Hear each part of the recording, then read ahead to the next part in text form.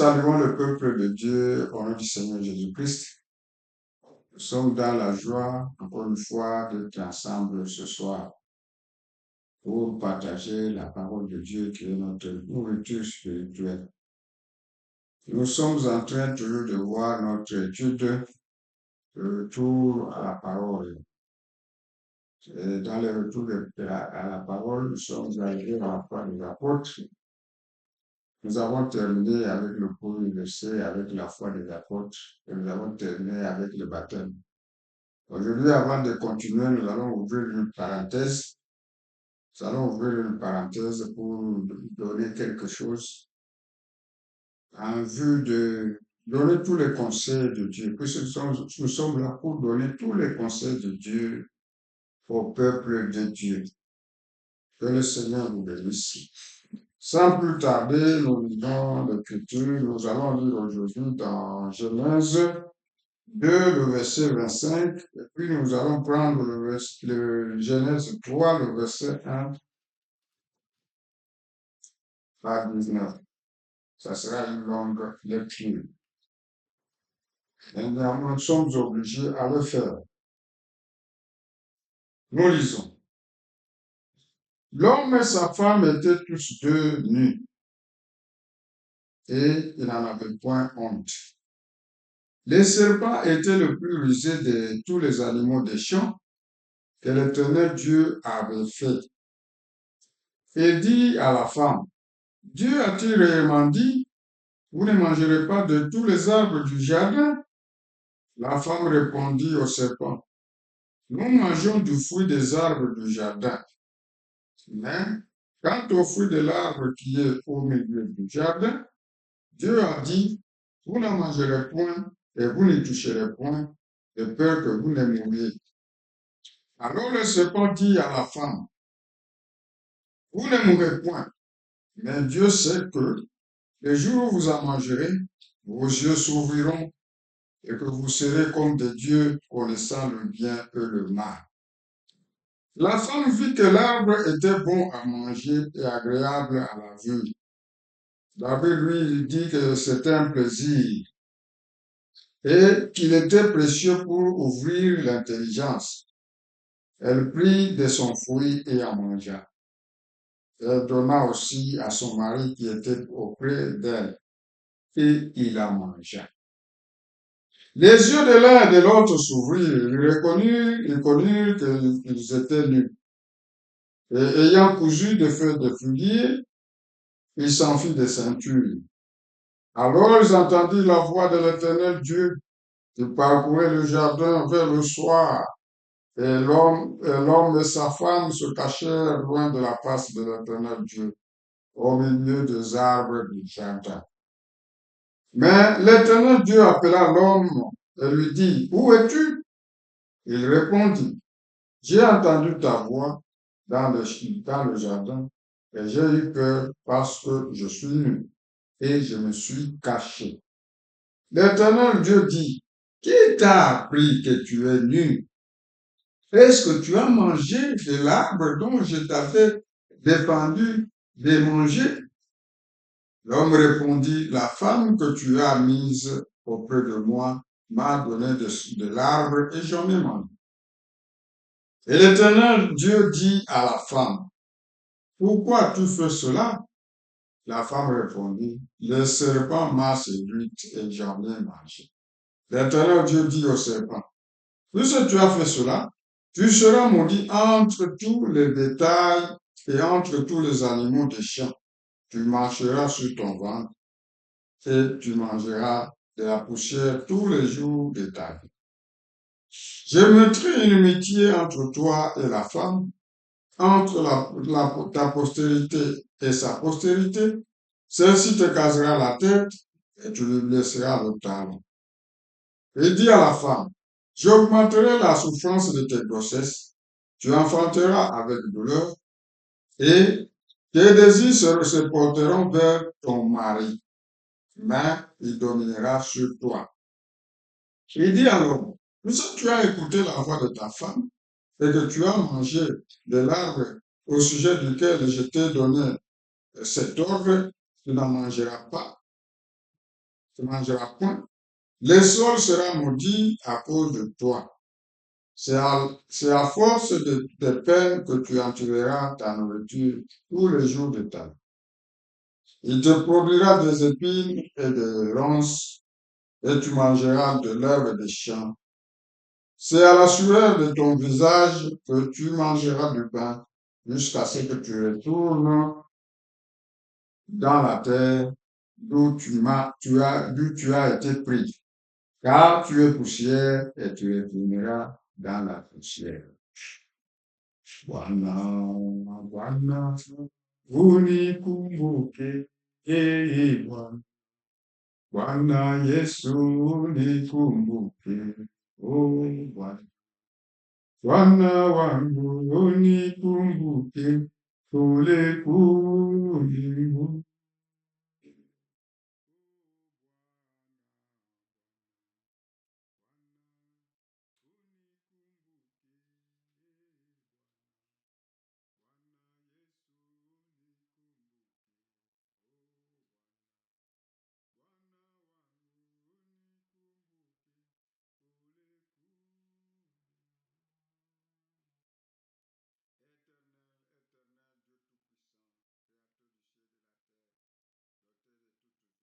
De ma vie. Je te suis infiniment reconnaissant, oh Dieu, ce soir. Ce t'a plu que je me mette devant tes enfants pour leur parler de ta part. C'est pourquoi toi-même descends et parle-leur. Si moi je parle,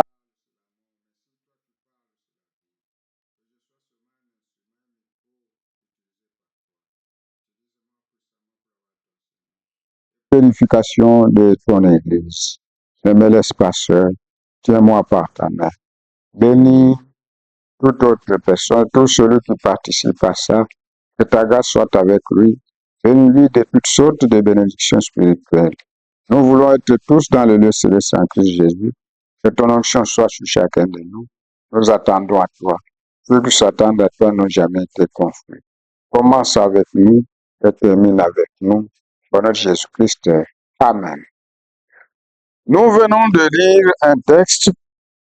Ce texte que nous venons de lire, c'est le début de toutes choses mauvaises. C'est le début des hôpitaux que vous voyez. C'est le début des tombes que vous voyez. C'est le début de toutes choses mauvaises. Le début même des morgues, le début de tout ce qui est mauvais. Quand l'homme a péché, il s'est vendu lui-même à la mort et au péché. Il a vendu toute la nature. Les animaux, il y a eu des désordres même dans les animaux. Vous pouvez y avoir des animaux, même des animaux qui sont restés fidèles un peu à l'homme, comme y compris. Tu peux avoir un chien chez toi. Ce chien-là, un jour, il se rebelle contre toi et t'es mort. Je connais beaucoup de cas. Il y a des gens qui ont été tués par leur propre chien. Vous voyez. Et la vie de l'homme était compliquée. Les lions, ils pouvaient manger de l'herbe, mais il fallait commencer à manger des humains et à manger des bêtes. Sa nature a changé. Les moustiques et les abeilles, on pouvait les appeler, venez.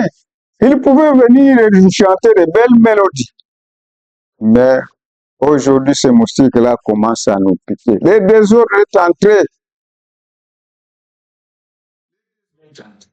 Quand Dieu a dit, tu mourras, l'homme ne savait pas la mort. Il a vu seulement Caïn qui a tué Abel. Il pensait peut-être qu'il va se réveiller.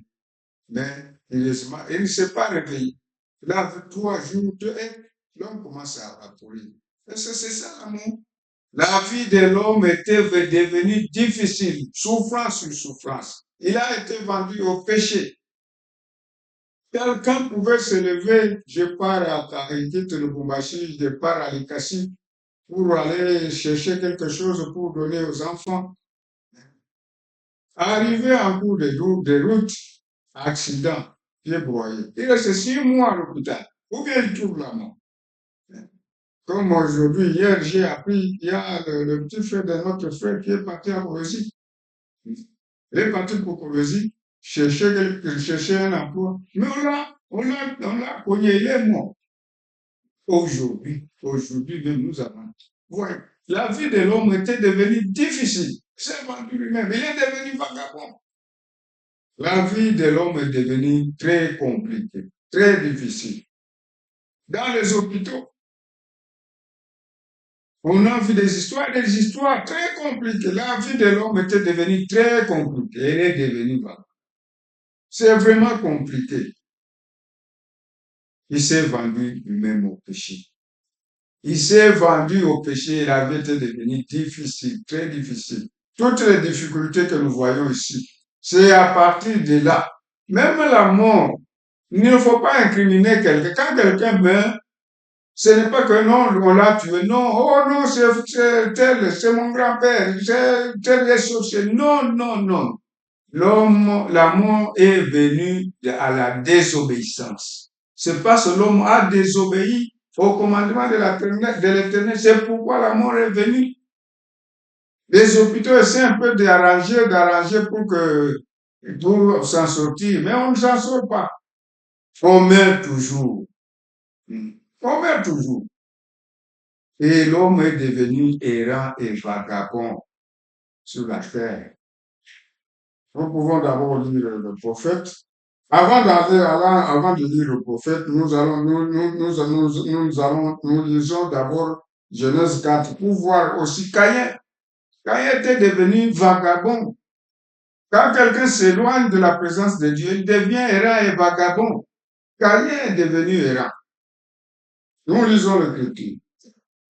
Nous sommes dans Genèse au verset 9, nous descendons jusqu'au 16. L'Éternel dit à Caïn, où est ton frère Abel? Il répondit, je ne sais pas. Suis-je le gardien de mon frère? Voyez, quand quelqu'un s'éloigne, il devient même insolent. Dieu, il est devenu insolent à l'égard de Dieu. Quand quelqu'un se perd, il devient insolent. Il devient incontrôlable. Et souvent, ceux qui vont dans les fausses doctrines, ils sont très sévères. Quand tu les contredis, il est prêt même à te gifler. C'est comme ça. Quand quelqu'un se gare, il devient très nerveux. Et Caïn, devant Dieu, il dit, est-ce que suis-je le gardien? Est-ce que c'est moi qui suis le gardien de mon frère? Il disait à Dieu. C'est ça qu'il dit. Suis-je le gardien de mon frère? Et Dieu dit, qu'as-tu fait? La voix du sang de ton frère crie de la terre jusqu'à moi. Maintenant, tu seras maudit de la terre qui a ouvert sa bouche pour recevoir de ta main le sang de ton frère. Quand tu cultiveras le sol, il ne te donnera plus sa richesse. Tu seras errant et vagabond sur la terre. Tu seras errant et vagabond sur la terre. Caïn dit à l'Éternel, mon châtiment est trop grand pour être supporté. Voici, tu me chasses aujourd'hui de cette terre. Je serai caché loin de ta face. Je serai errant et vagabond sur la terre. L'Éternel lui dit, si quelqu'un tuait Caïn, Caïn serait vengé cette fois. Et l'Éternel mit un signe sur Caïn pour que quiconque le trouverait ne le tuât point. Oui, Caïn s'éloigna de la face de l'Éternel et habita dans la terre de Nod à l'orient d'Erne. Vous voyez ici que Caïn est devenu vagabond et errant. Allons d'abord maintenant dans Ésaïe 53. Qu'est-ce que Ésaïe 53 au verset 6, qu'est-ce que Ésaïe dit là aussi? Ésaïe 53, le verset 6.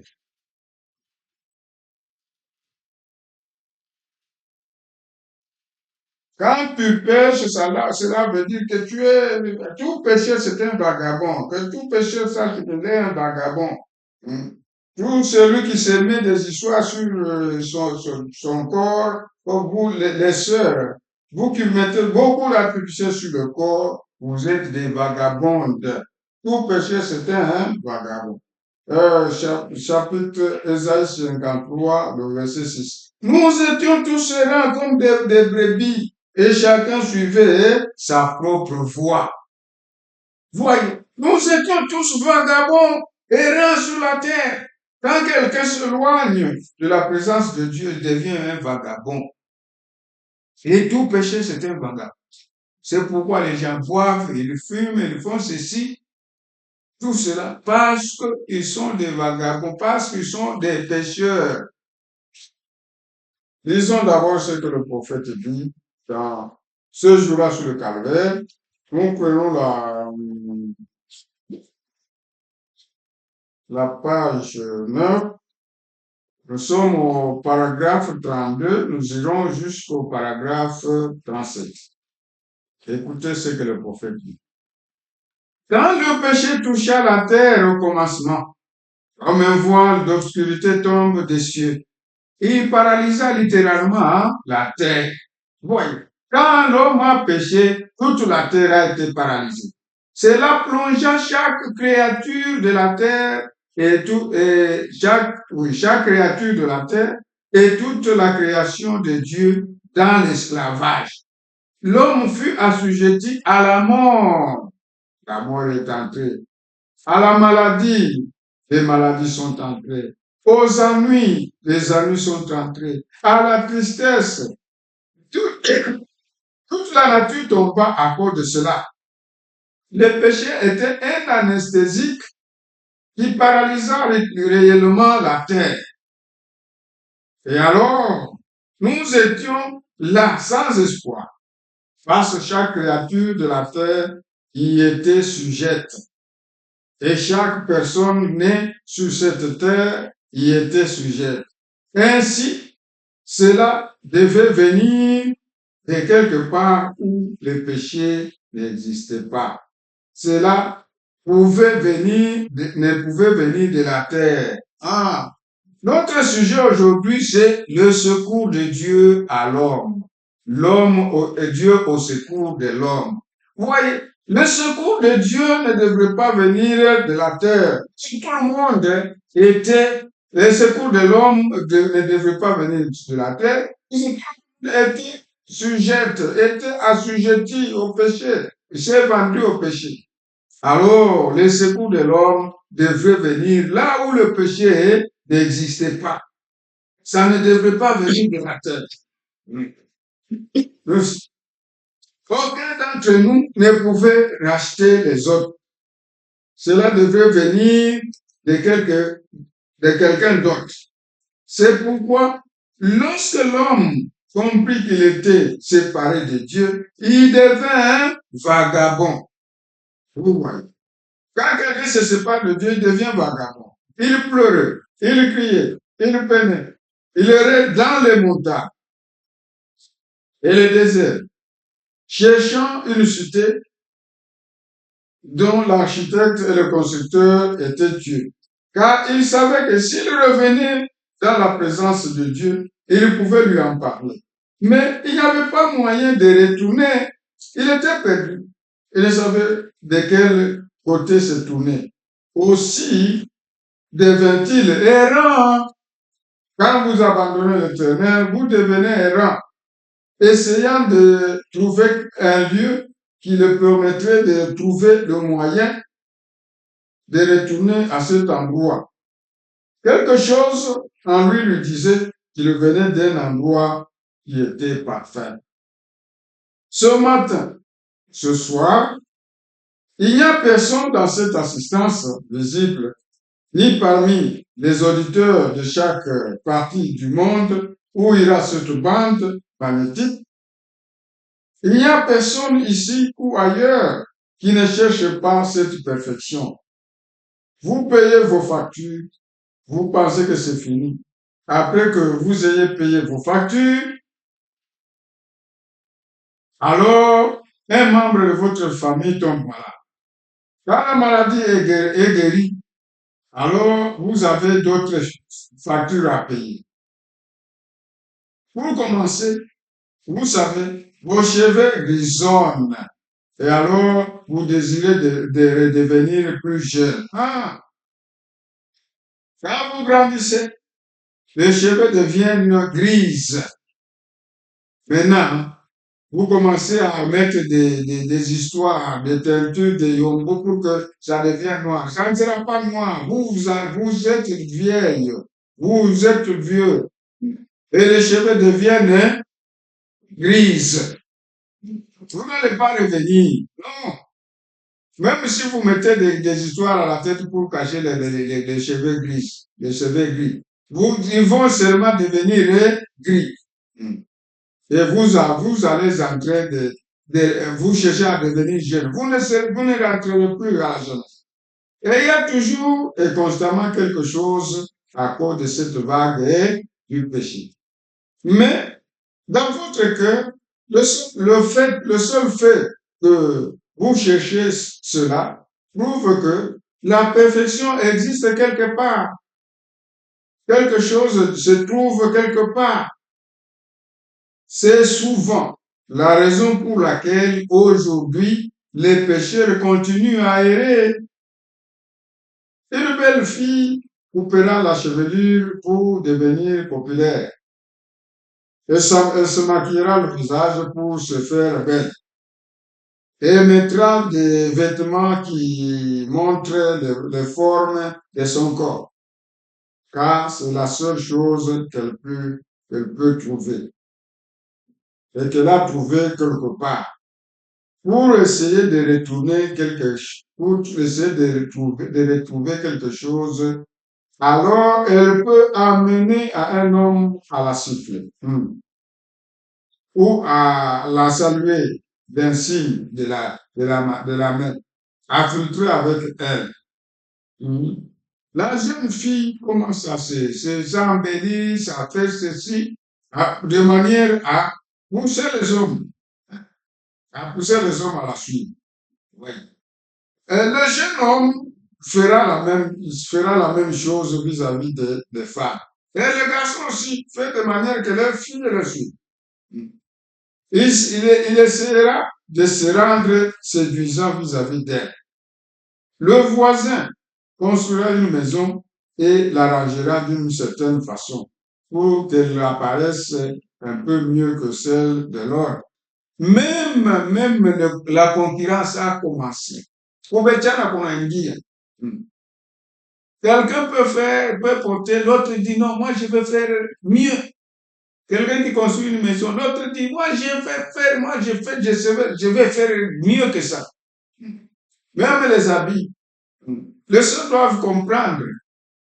Nous ne sommes pas, quand nous allons à l'église, ce n'est pas pour les compétitions ou quoi que ce soit. Non. Nous portons les habits, c'est pour se couvrir, cacher la nudité. Hein? Ton mari n'a pas de moyens. Tu commences, non, celui-là a porté ceci, cela. Tu fais des problèmes. Non, non, non. Nous allons à l'église, c'est pour nous améliorer, devenir des meilleures personnes. Et on ne porte pas, on ne va pas pour qu'on se fasse voir. Non. Oui, là, si ton mari a des moyens, ça va. Mais s'il n'a pas de moyens, ne commence pas des problèmes. Non. Oh, l'autre qui dit, moi, je veux faire les derniers cris. Et vous portez les habits. L'autre dit, moi, je veux faire les derniers cris. Même dans la construction, tout change. Des compétitions, des concurrences, des ceci, ils sont entrés.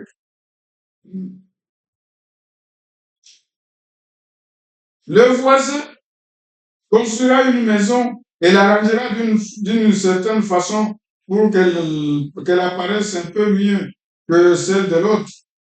Cela arrive constamment. Nous cherchons quelque chose et il y a toujours quelque chose d'un peu mieux. La jeune fille trouvera une autre jeune fille plus populaire qu'elle. Voyez. Le voisin remarquera une maison plus belle que la sienne. La femme trouvera une autre femme avec un habillement plus beau que le sien. Et elle commence des problèmes.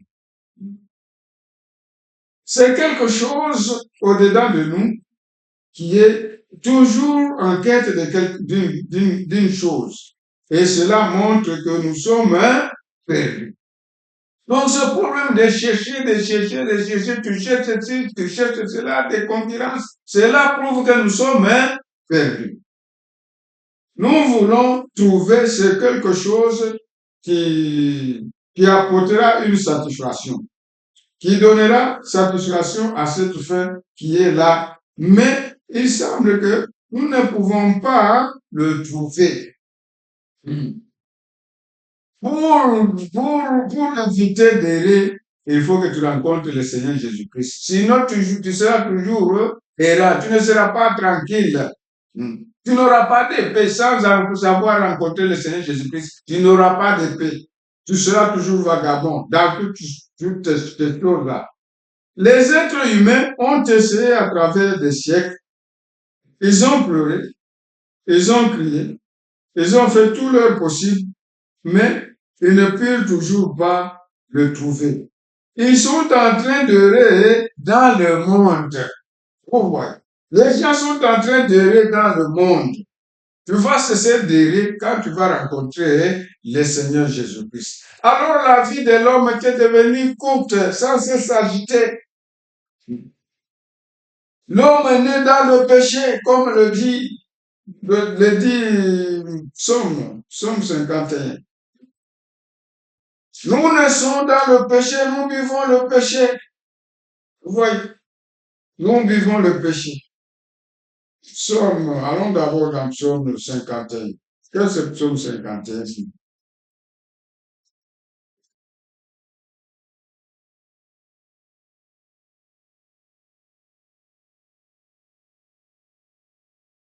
Nous sommes au verset 7. Voici, je suis né dans l'iniquité et ma mère m'a conçu dans le péché. L'homme a été vendu au péché. Il naît dans le péché. Il naît dans le péché. Tu vas dire que je ne pêche pas. Non, toi aussi, tu es un pécheur. Tout le monde naît dans le péché.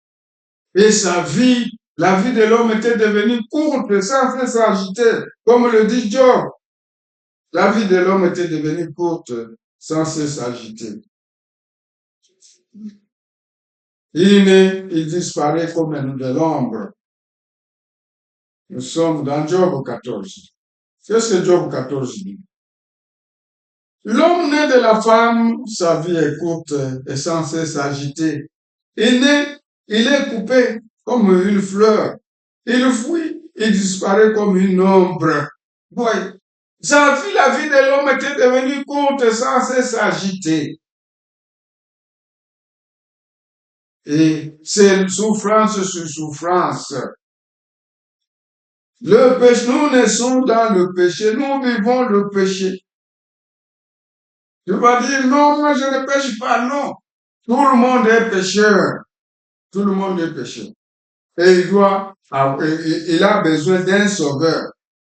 Tout le monde est pécheur. Voyons ce que dit Romain. Allons à Romain. Romain 5. Romains 5. Tout le monde est pécheur. Il n'y a personne qui est exempté. Non. Tout le monde est pécheur. Romains 5. 12. C'est pourquoi, comme par un seul homme, le péché est entré dans le monde. Voyez, par un seul homme, par Adam, le péché est entré dans le monde. Et par le péché, la mort. La mort est venue avec la transgression de la loi par Adam. Et qu'ainsi, la mort s'est répandue sur tous les hommes. Tout le monde meurt parce que tous ont péché. Donc, tout le monde a péché en Adam. Même un enfant, un bébé, c'est un pécheur. Qui lui a appris à se fâcher? C'est ça, un bébé peut commencer à têter chez sa maman. Après un temps, il se fâche. Il montre sa mère au mamère. Qui lui a appris? Nous naissons avec ça dans nos corps. Ce péché, nous naissons avec ça. C'est pourquoi on exige la nouvelle naissance. Il faut rencontrer le Seigneur Jésus-Christ. Si tu ne rencontres pas Jésus-Christ, c'est fini pour toi. Alors, la vie de l'homme était devenue pourpre, sans peu s'agiter. Maintenant, il a vendu tout. Il a vendu tout. Même le titre de propriété. Le titre de propriété. Donc, là, le Satan, le Satan voulait le ravir, le titre de propriété. Comme le titre de propriété ne pouvait pas rester dans les mains de sale du diable, du Satan, alors Dieu lui-même l'a récupéré. Le titre de propriété de l'homme, Dieu lui-même l'a récupéré. Ça ne pouvait pas rester dans les mains de Satan. Car Satan a dominé le monde sans titre de propriété. Satan, il domine le monde sans titre de propriété. Le titre de propriété était rentré dans dans les mains du propriétaire original, c'est-à-dire Dieu. Alors, on cherchait qui pouvait secourir l'homme. On cherchait qui pouvait venir sauver l'homme. On a regardé au ciel personne. Sur la terre, personne. Partout, sur la terre, personne. Alors, Dieu s'est proposé lui-même de venir le frère de l'homme.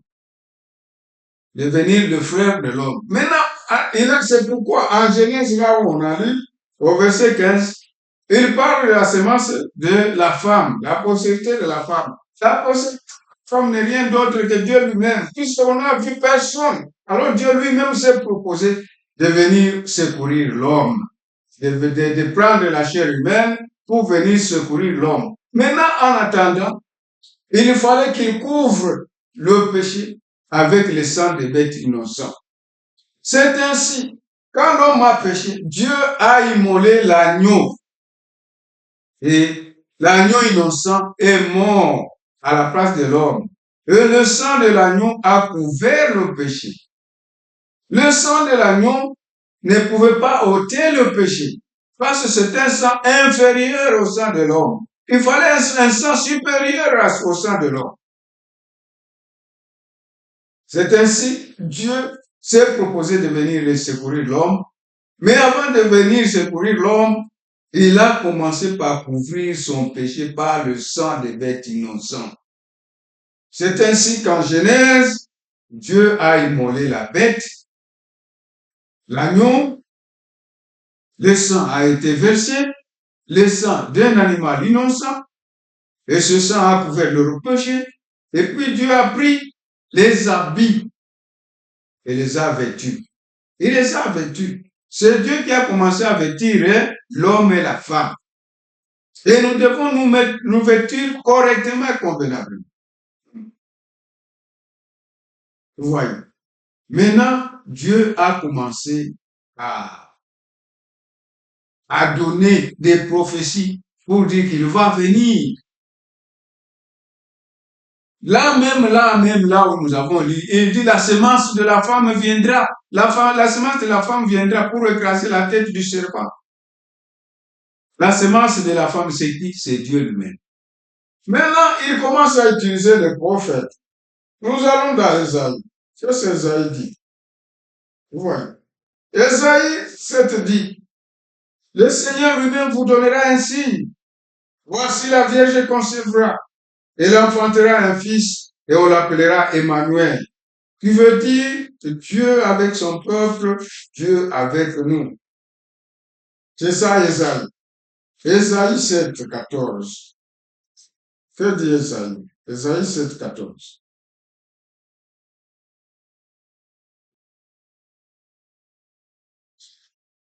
Esaïe 7, 14. C'est pourquoi le Seigneur lui-même vous donnera un signe. Voici la jeune fille deviendra enceinte, elle enfantera un fils, elle lui donnera le nom d'Emmanuel. Ici, on dit la jeune fille. Non, ce n'est pas la jeune fille, c'est la Vierge. David dit Vierge. Et plus loin, même lui, c'est plus loin, il dit Vierge. La Vierge concevra, elle enfantera un fils, et on lui donnera le nom d'Emmanuel. Quand nous allons dans Esaïe 9, 5, lui c'est combien? Dans lui c'est 6. Quand un enfant nous est né, Un fils nous est donné, et sa domination reposera sur son épaule. On l'appellera admirable, conseiller, Dieu puissant. Cet enfant-là, c'est Dieu puissant. Père éternel. Il n'y a pas de Père éternel. Il y a un seul Père éternel. Cet enfant-là, c'est le Père éternel. Prince de la paix. Vous voyez. Cet enfant-là qui va naître, c'est Dieu lui-même sous forme humaine. Il va prendre le corps. Il a dit qu'il va être le frère de l'homme. Puisqu'on exigeait. Le salaire du péché, c'est la mort. Et sans effusion de sang, il n'y a point de pardon pour le péché. Alors il fallait un sang supérieur. Comme il n'y en avait personne, Dieu lui-même s'est proposé de prendre la place de l'homme, pour prendre la chair humaine, pour qu'il verse son sang. Le sang de Dieu est supérieur au sang de l'homme. Alors il a commencé à annoncer. Quand nous arrivons à Ésaïe 35, il dit que votre cœur ne se trouble pas. Dites à ceux qui ont le cœur troublé. Lisons d'abord Ésaïe 35. Dites à ceux qui ont le cœur troublé, prenez courage, ne craignez point. Voici votre Dieu, la vengeance viendra, la rétribution de Dieu. Il viendra lui-même et vous sauvera. Voyez, Dieu lui-même viendra et vous sauver. Il n'y a pas un autre sauveur. Le sauveur, c'est Dieu lui-même. Il viendra lui-même et vous sauvera. Maintenant, voyez ce qui va se passer quand Dieu va venir. Alors s'ouvriront les yeux des aveugles. Quand Dieu viendra vous sauver, vous verrez les aveugles voir. Vous verrez les boiteux marcher. Vous verrez les morts ressusciter. Vous verrez toutes ces choses. Alors s'ouvriront les yeux des aveugles. S'ouvriront les oreilles des sourds. Alors le boiteux sautera comme un cerf. Et la langue de muet éclatera de joie. Voyez. Quand Dieu viendra lui-même pour vous sauver, il y aura tous ces miracles qui vont suivre. Et la bonne nouvelle sera prêchée aux pauvres. Les morts vont ressusciter. Maintenant, il précise même, quand nous allons dans Michée, il précise que ça sera à Bethléem. Bethléem, et toi Bethléem, tu es la moindre de vie de Juda. Mais de toi, tu n'es pas, de toi sortira celui dont les origines montent de l'éternité. Nous allons d'abord à Michée 5. Que veut dire? On précise même, les sauveurs devraient naître à Bethléem, et non pas à Kentucky, et non pas ailleurs, c'est à Bethléem.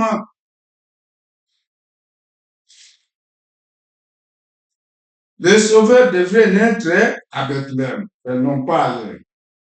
Michée 5. Et toi, Bethléem Ephrata, petite ville entre les milliers de Juda, de toi sortira pour toi celui qui dominera sur Israël, et dont l'origine remonte au temps ancien, au jour de l'éternité. Celui qui va naître, il remonte au jour de l'éternité. Il était là éternellement. Et c'est celui-là qui va naître avec l'air.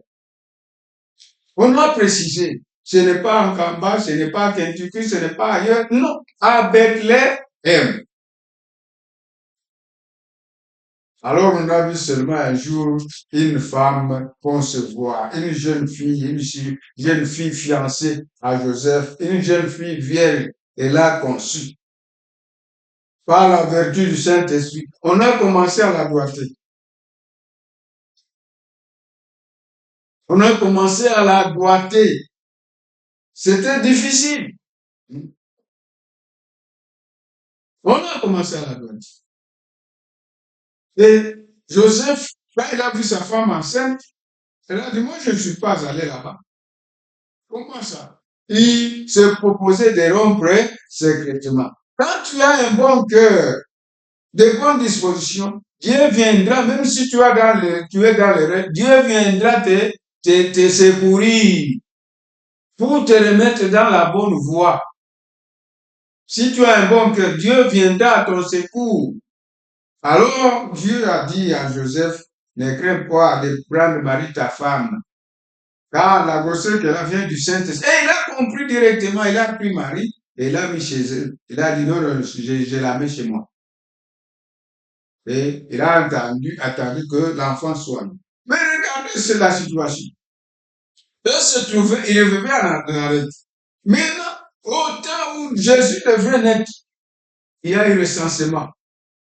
Que tout le monde rentre chez soi, au pays natal. Chacun lui a son origine. Et il pouvait seulement dire à Marie et à Joseph, allez à Bethléem. Non, le recensement. Donc, à cause d'une seule personne, Dieu peut bouger le monde entier. À cause d'une seule personne. Tout comme il peut noyer le monde entier à cause d'une seule personne. Tout comme il peut sauver le monde entier à cause d'une seule personne. Et à cause de seulement d'une seule personne, tout le monde, recensement général, tout le monde, chacun dans sa patrie, chacun. Et il devrait aller à Bethléem. C'est là que Jésus devrait naître. Ils sont allés à Bethléem et là, ils n'ont rien. À l'hôtel, il n'y avait plus, c'était plein. Ils sont allés dans les tables. Et dans les tables là-bas, Jésus est né. Dans les tables, on a pris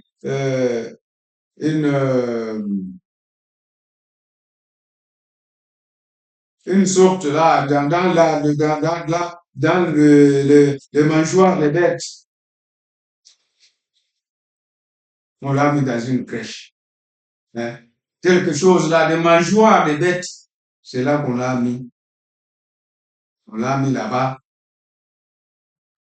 Et on l'a mailloté de l'ange qui était pourquoi? Lui, c'est lui qui a créé le ciel et la terre. Voyez quelle humilité. Il s'est humilié. Pour qu'il soit né dans les tables. C'était difficile. Et la nouvelle devrait aller chez les bergers. Vous voyez. Ici, les bergers étaient dans les champs. Des gens disent que Jésus est né en décembre. C'est faux. Ce n'est pas en décembre. En décembre, en Europe, c'est l'hiver. Et l'hiver, les bergers sont, les animaux sont dans les étables, les étables sont gardés là-bas. C'est quand il fait chaud qu'ils vont dans les champs. Voyez ce qui s'est passé ces jours-là. La nouvelle ne devrait pas aller au roi, non, ça devrait aller au berger.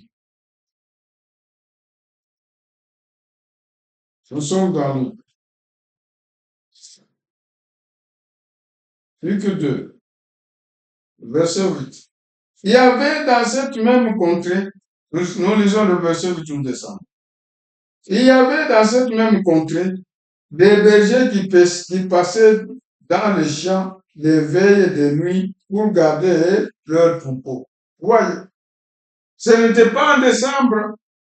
Et Jésus est né en avril, si on ne trompe pas. Ça doit être en avril, début avril, quelque chose, en printemps. Et voici un ange du Seigneur leur apparut, et la gloire du Seigneur resplendit autour d'eux, et ils furent saisis d'une grande frayeur. Mais l'ange leur dit, ne craignez point, quand Dieu vient devant toi, il va te dire, ne crains rien. Car je vous annonce une bonne nouvelle qui sera pour tout le peuple le sujet d'une grande joie. C'est qu'aujourd'hui, dans la ville de David, il vous est né un sauveur. Le sauveur, c'est qui? C'est Dieu lui-même. Il vous est né un sauveur qui est le Christ, le Seigneur. Écoute Israël, l'Éternel ton Dieu est l'unique Seigneur. Il n'y en a pas deux. Et voici à quel signe, ok. Et voici à quel signe vous le reconnaîtrez. Vous trouverez un enfant emmailloté et couché dans une crèche. Et soudain, il se joignit à l'ange une multitude de l'armée céleste, louant Dieu et disant, gloire à Dieu dans les lieux très hauts et paix sur la terre parmi les hommes qu'il agrée. Lorsque les anges eurent quitté pour retourner au ciel, les bergers se dirent les uns aux autres, allons jusqu'à Bethléem et voyons ce qui est arrivé, ce que le Seigneur nous a fait connaître. Ils allèrent en hâte et trouvèrent Marie et Joseph et le petit enfant couché dans la crèche. Après l'avoir vu, ils racontèrent ce qui leur avait été dit au sujet de ce petit enfant. Ouais. Dans l'enfance, les mages sont venus avec l'or, l'encens et le myrrhe. L'or typifie Dieu, la divinité. L'or typifie Dieu. L'encens typifie les services. Le myrrhe typifie la mort. C'est pour embaumer les morts. Alors cet enfant-là était Dieu au service de la mort. Dieu était venu sur la terre pour mourir pour ses enfants, pour son peuple. C'était Dieu. Maintenant, quand il grandissait, on l'a appelé bâtard. Et il n'avait où reposer la tête, comme des douleurs, habitué à la souffrance. Maintenant, on l'a appelé bâtard. Et il a commencé maintenant à manifester Ésaïe 35. On a vu seulement les aveugles voir, les morts ressuscités, les boiteux marcher. Il a fait des miracles qu'on a dit que quand Dieu viendra, il fera toutes ces choses. Mais les gens l'ont appelé Belzéboul, pour dire le prince des démons. Et pourtant, c'était Dieu lui-même. C'était Dieu lui-même qui venait secourir l'homme, qui venait voir la souffrance de l'homme, pour que quand l'homme va crier, qu'il commence à l'écouter. Jésus est passé par toutes les souffrances. Il comprend mieux l'homme que nous-mêmes. Pourquoi il est passé par toutes les souffrances? Quand nous allons crier, il va nous comprendre, il va nous exaucer. Maintenant, quand il a commencé à faire des miracles, et la bonne nouvelle a été prêchée aux pauvres, lui-même il a dit, heureux celui pour qui je ne serai pas objet de scandale. Tout celui pour qui Jésus n'est pas objet de scandale, il est heureux. Et David dit bien heureux. Mais les gens l'ont appelé Belzéboul. On l'a appelé Belzéboul. Alors, un jour à Gethsémane, il a pris la coupe des péchés et il a bu, elle est devenue péché. Il n'était pas un pécheur. Non, il a pris la coupe de tous nos péchés.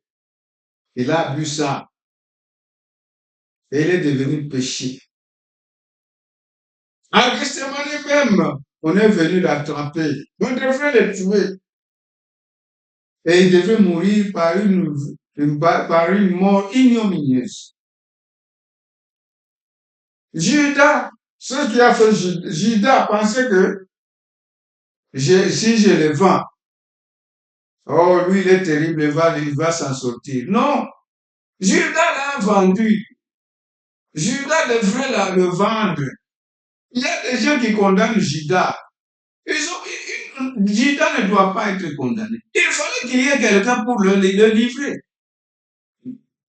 S'il n'y avait pas quelqu'un pour le livrer, il allait mourir comment?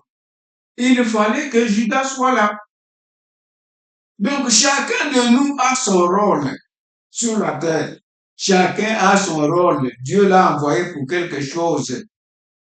Et tu dois accomplir bien ton rôle. soit dans le bien, soit dans le mal. Si tu as compris dans le mal, ta direction, tu connais la direction. Puisque Dieu vous a donné le libre arbitre.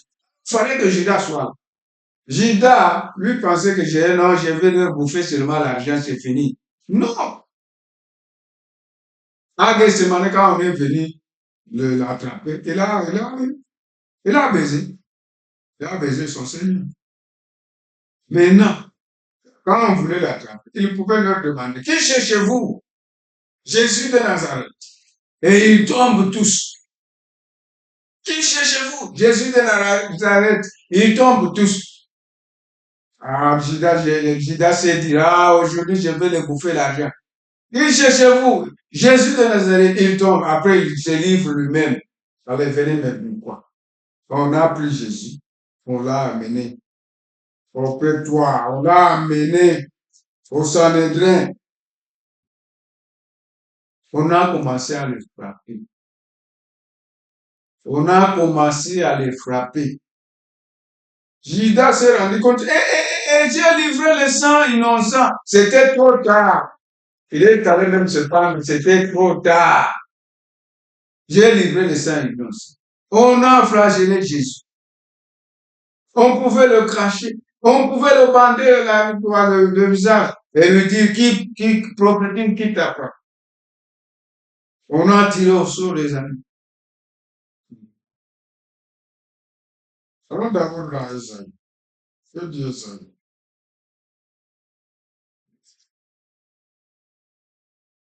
Esaïe 50.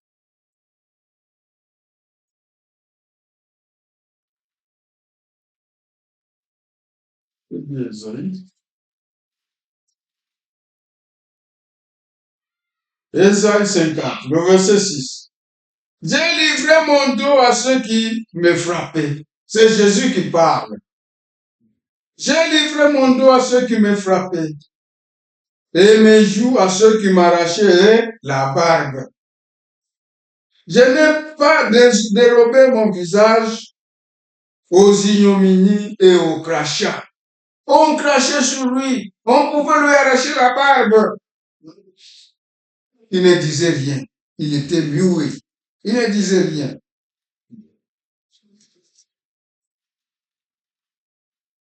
Et on pouvait, si vous voyez le film Passion de Jésus, c'est terrible.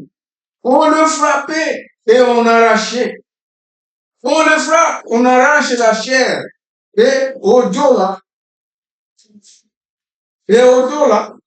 on a fait des sillons. Au dos, on a fait des sillons. Que dit Somme 129, le verset 3. Des laboureurs ont labouré mon dos. Ils ont tracé de longs sillons. Quand on les frappait avec des crochets, on arrachait même la chair. Alors on a fait des sillons à son dos. On a labouré, on a labouré son dos. C'était terrible. Et Jésus est mort. Il est mort de chagrin. Puisqu'il avait encore du sang, il est mort de chagrin pour voir seulement sa créature qui le fait. On a labouré son dos, on a fait des signes. Alors c'était terrible. C'était terrible. Il a peiné. Pour te sauver, il a peiné. Il fallait qu'il verse son sang. Ta vie coûte très cher, ça coûtait le sang de Dieu. C'est pourquoi nous devons marcher correctement. Même un père, si vous voyez votre père mourir à votre place, est-ce que vous allez encore faire des dégâts? Vous allez essayer. C'est pourquoi, à cause de son amour, il a enduré ces choses. Il fallait qu'on les déshabille. Il fallait qu'on les déshabille. Qu'il ne soit pas nu. Cet habit-là, on met seulement la vache à celui, c'est cachette. C'est par respect. On l'a pas vu nu au bois, à Golgotha. Pour toi et pour moi. Est-ce que je vais rester seulement sans prendre l'engagement? Dieu est mort pour toi. Il a pris ta place pour te libérer du péché. Il te dit seulement, crois cette œuvre-là et tu seras sauvé. Et La terre, quand on l'a suspendu, la terre a dit, la terre a tremblé. Le sang de mon sauveur est tombé sur moi. La terre a tremblé. Le soleil s'est obscurci. Je ne verrai pas la nudité de mon Seigneur. Mais l'homme, lui, il n'inquiète pas. Il se soucie de rien.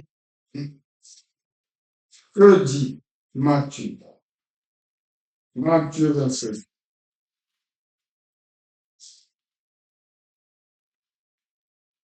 Nous allons sauter au verset 26. Alors Pilate le relâcha, alors Pilate le relâcha Barabbas.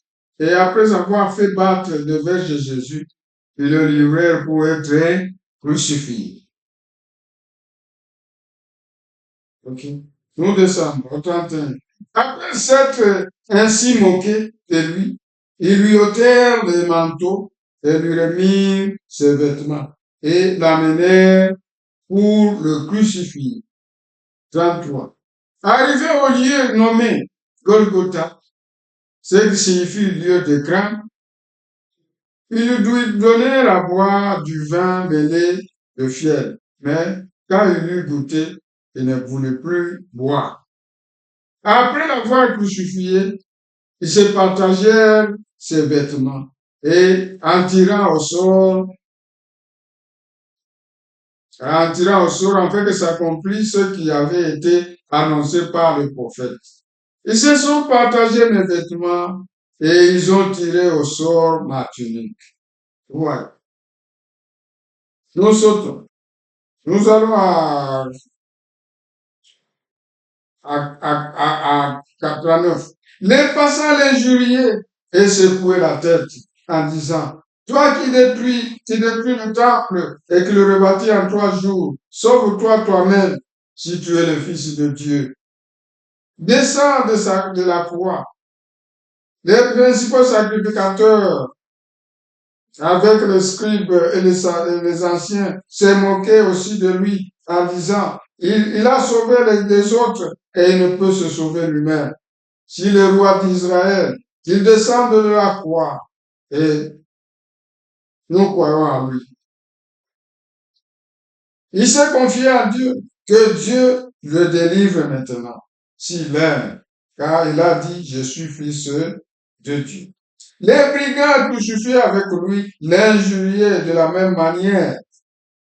Depuis la 6e heure jusqu'à la 9e, il y eut des ténèbres sur la terre. Voyez, la terre a dit non, non, non, je ne verrai pas la nudité de mon Seigneur. Le sang est tombé sur moi. Et le soleil a dit non, je ne verrai pas la nudité de mon Seigneur. Le soleil s'est caché. Il y a eu l'obscurité. La terre a tremblé. Vers la 9e heure, Jésus s'écria d'une voix forte. Eli, Eli, lama sabachthani. C'est-à-dire, mon Dieu, pourquoi m'as-tu abandonné? Nous descendons. Mais les autres disaient, laisse, voyons si Élie viendra le sauver. Jésus poussa de nouveau un grand cri et rendit l'esprit. Voyez. Et voici, le voile du temple se déchira en deux. Quand il a rendu l'âme, et à la fois il avait dit, tout est accompli. Quand il avait rendu l'âme, le voile du temple s'est déchiré en deux, de haut en bas, depuis le haut jusqu'en bas. La terre trembla, voyez. Les rochers se fendirent. La terre a tremblé. Les sépulcres s'ouvrirent. Et plusieurs corps des saints qui étaient morts ressuscitèrent. Étant sortis des sépulcres après la résurrection de Jésus, ils entrèrent dans la ville sainte et apparurent à un grand nombre de personnes. Maintenant, écoutez, le centenier et ceux qui étaient avec lui pour garder Jésus, ayant vu le tremblement de la terre et ceux qui venaient d'arriver, furent saisis d'une grande frayeur et dirent, assurément, cet homme était fils de Dieu. Et fils de Dieu chez les Juifs, c'est Dieu lui-même dans la chair. Maintenant, que dit Esaïe? Esaïe dit, qui a cru à ce qu'on nous a annoncé? Qui a reconnu le bras de l'Éternel? Celui qui reconnaît le bras de l'Éternel, c'est seulement celui qui est humble. Esaïe. Que dit Esaïe 53? Qui a cru à ce qui nous a été annoncé? Qui a reconnu le bras de l'Éternel? Il s'est levé devant lui comme une faible plante. Lui qui est Dieu, créateur du ciel et de la terre, il s'est humilié et n'est venu comme une faible plante.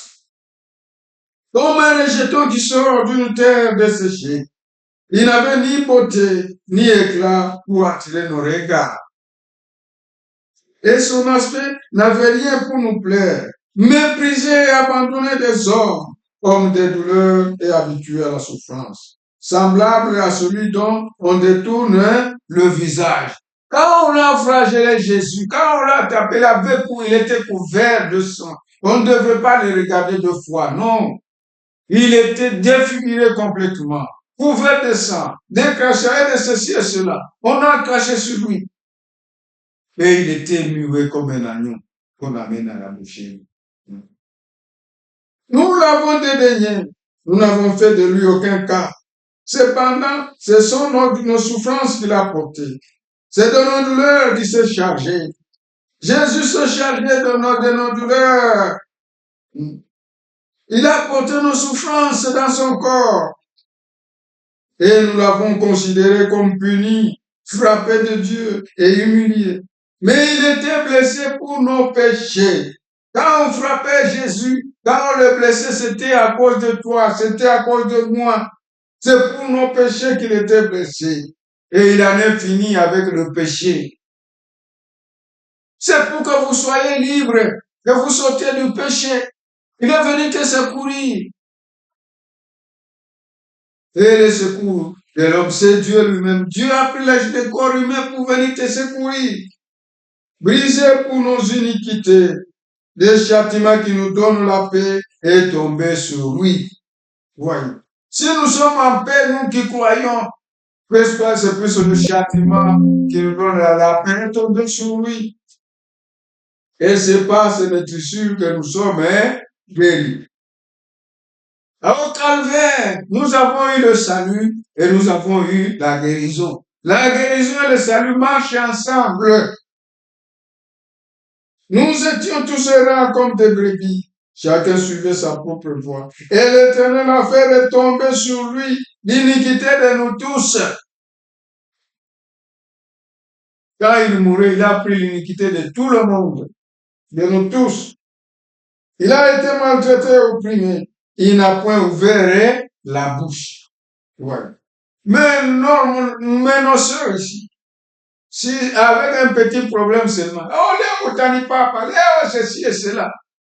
Mais Jésus, on lui faisait toutes ces choses, il était muet comme une brebis. Il ne répondait pas.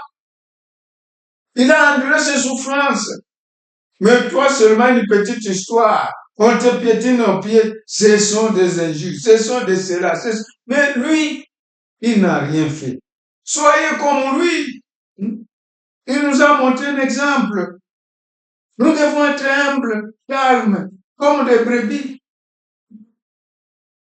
On lui faisait toutes choses, il ne disait rien. Mais nous allons dire. Quelqu'un te fait seulement un petit problème. C'est terrible. Tu vas parler. Mais lui ne faisait rien. Il n'a pas ouvert la bouche. Semblable à un agneau qu'on amène à la boucherie. Il était calme. À une brebis muette devant ceux qui l'attendent. Il n'a point ouvert la bouche. Et il faisait ça pour toi et pour nous. Il a été enlevé par l'angoisse et le châtiment.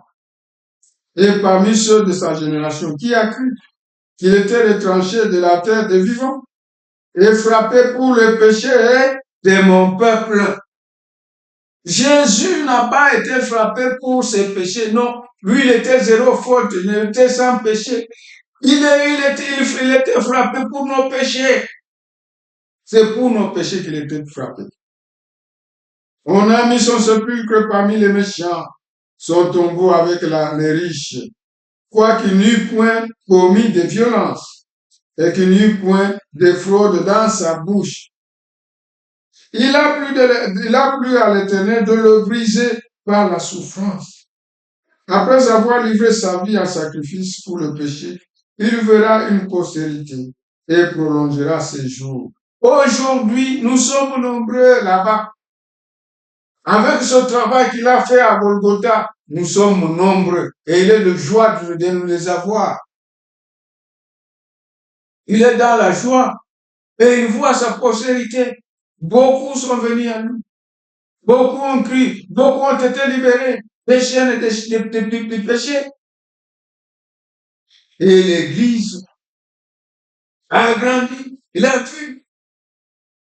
On a beaucoup qui viennent, il y a beaucoup qui viennent à lui.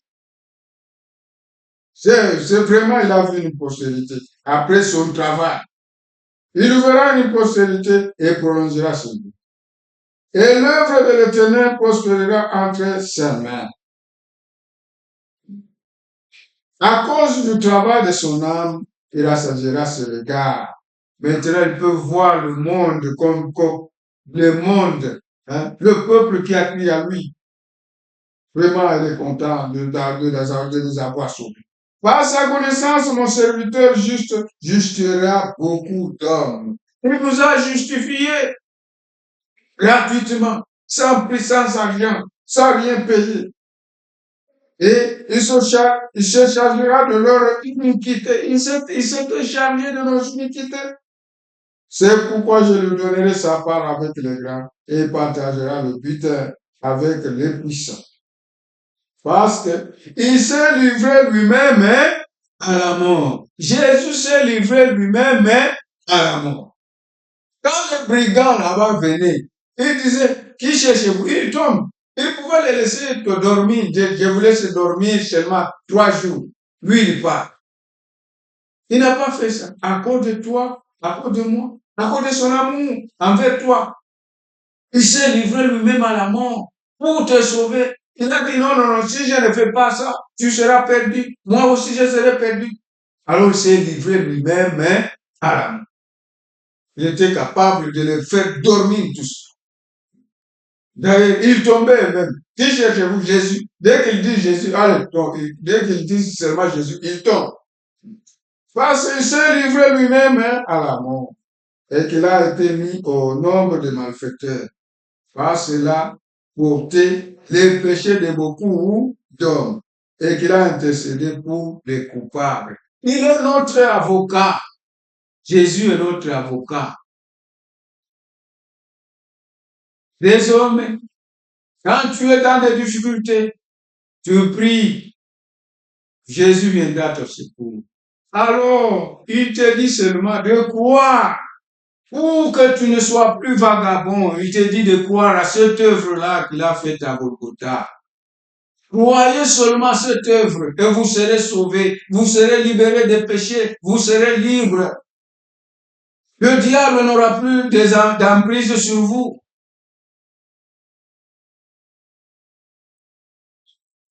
Que celui qui veut donner sa vie à Jésus-Christ, qu'il le fasse. Qu'il soit baptisé au nom du Seigneur Jésus-Christ dans l'eau, dans l'immersion. Jésus t'appelle, ne manque pas. Ne manque pas. Usikie Bwana Yesu, anayekuita leo. Aliteswa, alikufa kwa ajili yako ewe usikie Bwana Yesu anabisha mulangoni, umfungulie, umukaribishe sasa, usikie Bwana Yesu anabisha mulangoni, umfungulie moyo, umukaribishe sasa.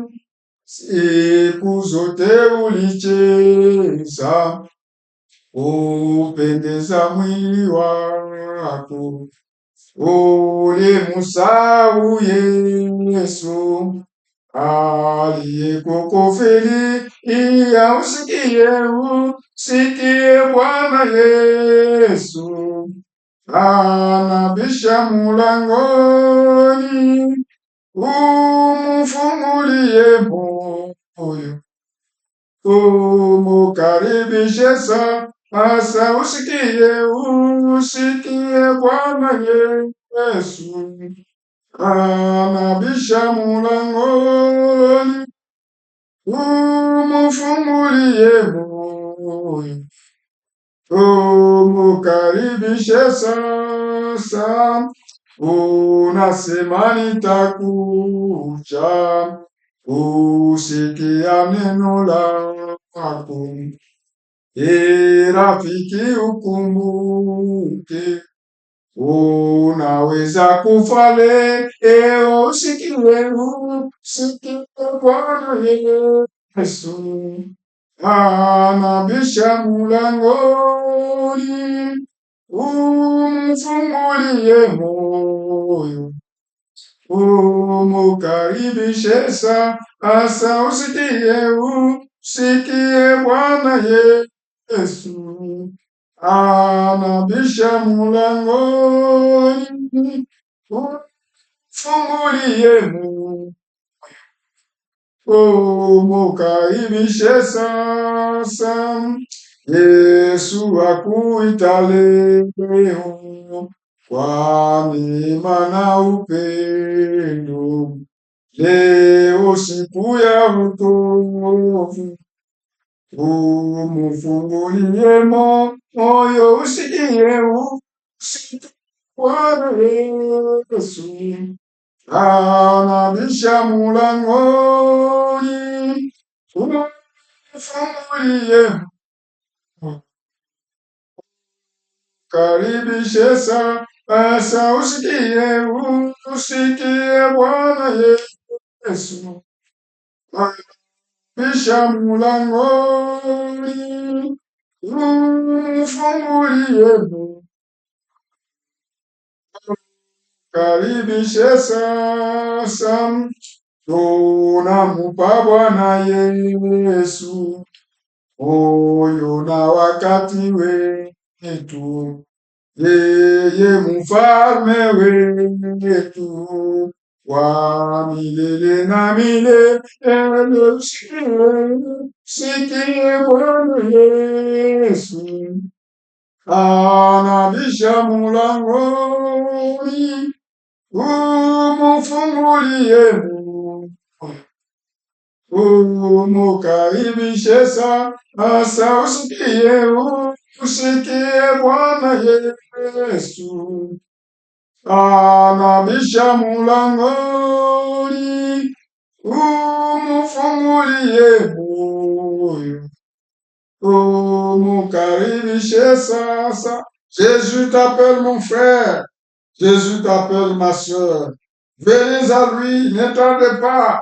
Aujourd'hui, si vous entendez sa voix, n'endurcissez pas vos cœurs comme à Meriba. Venez à lui. Il a dit, venez à moi, vous tous qui êtes fatigués et chargés, je vous donnerai le repos. Jésus vous donnera le repos. Vous aurez le repos de vos âmes. Que le Seigneur vous bénisse.